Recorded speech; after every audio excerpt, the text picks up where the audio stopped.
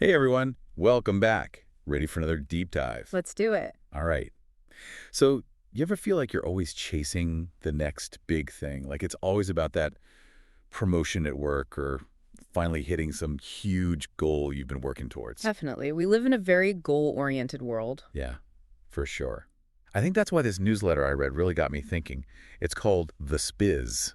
Have you heard of it? I don't think so. Okay, well, the author, this guy Twisty, had this idea about amortizing people.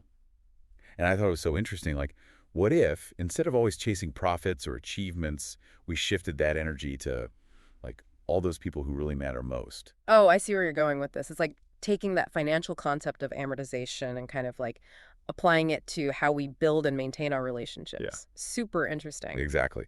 So in this deep dive, we're going to explore this whole concept of amortizing people and how it might actually help us, build stronger bonds and, like, just find more fulfillment. What do you think? I'm in. Let's get into it. Okay, so I guess the first thing is, like, what exactly is amortization anyway? Well, in like financial terms, right. Amortization is when you spread the cost of something over time. So like when you get a mortgage for a house, you're not paying it all back at once.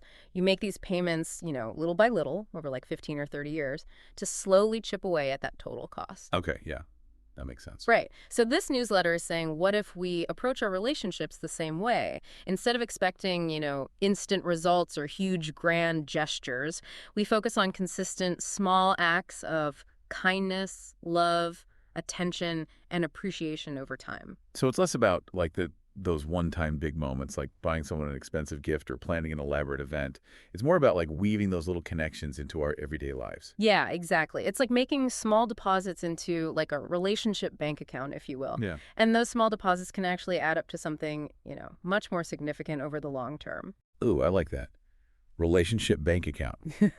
Okay, so, like, what are some examples of how we can actually do this? Like, how do we actually amortize the people in our lives? Well, the Spizz had a few good ones. Like, remember how we were just talking about always feeling busy? Oh, yeah, all the time. Well, Twisty says we should be more mindful of that feeling. Like, are we truly that busy? Or are we just kind of choosing busyness over making time for connection? Yeah. Are we choosing to work late instead of having dinner with family or scrolling through social media instead of calling a friend? It's about being intentional about our time. Okay, yeah, that makes sense. So it's about, like, being intentional and choosing to prioritize the people in our lives. Right. And even when we are super busy, which let's face it, we all are sometimes, there are still ways to weave in little acts of connection, like shoot a quick text to a friend or, just genuinely thank a coworker for their help on something. Even small things like that over time really do add up. So it's not about, like, these big elaborate things, but just about making an effort to consistently show up for the people in our lives in whatever ways we can. Exactly. And, Spizz talked about this other thing, too, about how stress is like a tax that we pay for short-term gains.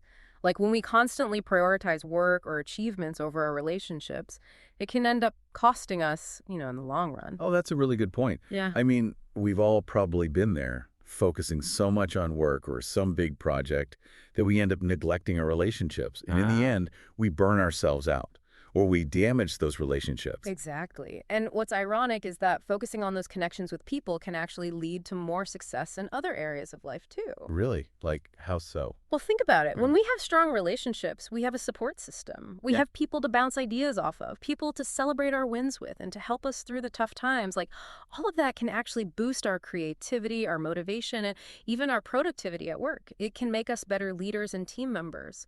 Okay, that makes a lot of sense. It's like, by investing in our relationships, we're actually investing in ourselves too, in a way. Exactly. It's like that whole compound interest thing again. Those small efforts we make, to connect with people, they kind of build on each other over time.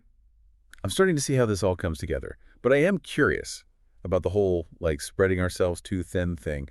How do we apply this, without, like, burning ourselves out? Yeah, that's a good point. And Twisty actually addressed that in the newsletter. He's not saying we have to be everything to everyone. It's more about being really mindful and deliberate about how we spend our time and energy. Like, who are the people that are most important to us? And how can we nurture those relationships without overextending ourselves? So it's about being intentional not only with our time, but also like about which relationships we prioritize, right? Right. And remembering that it's a two-way street. Like, just as we're investing in others, we also need to be taking care of ourselves, setting boundaries, making time for our own needs and interests. That's a good point. I mean, we can't pour from an empty cup, right? Exactly. So this whole idea of amortizing people, it's not about like becoming some social butterfly or spending every free minute with other people. It's more about just being conscious and aware of how we're showing up in our relationships. Exactly. And remembering that even the smallest gestures can have a ripple effect, when they're done with genuine care and intention. I love that. Yeah. Okay, well, this has been a super interesting conversation. I agree. I think this amortized people concept is something we could all benefit from thinking about.